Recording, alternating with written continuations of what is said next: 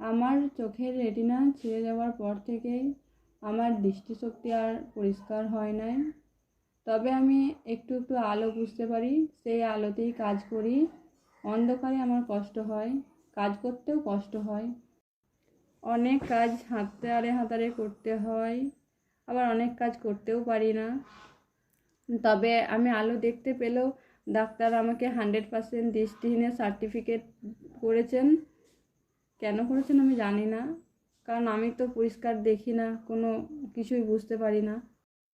আমি নিজের বাড়িতেই নিজেকে সেফটি মনে করি। আর আমার বাড়ির সব কিছুই কাছাকাছি, রান্নাঘর, ওয়াশরুম, বেডরুম সবই কাছাকাছি বক্সের বাড়ি। আর এই বাড়িটাতে আমি নিজেকে অনেকটা সুন্দরভাবে গুছিয়ে নিয়েছি, অনেক কষ্ট করে অনেক কাজ শিখে ফেলেছি। আর কষ্ট হয়, তবুও আমি চেষ্টা করি। সবসময় হয়তো আমাকে কেউ দেখলে বুঝতে পারবে না যে আমি দৃষ্টিহীন, কিন্তু আমার সমস্যা এটাই।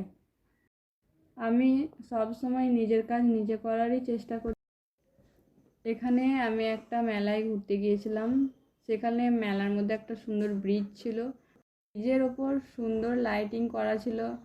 আমি লাইটিং খুব ভালোবাসি, যেহেতু আমি একটু একটু লাইট বুঝতে পারি, তাই ওই লাইটের কাছে গিয়ে আমি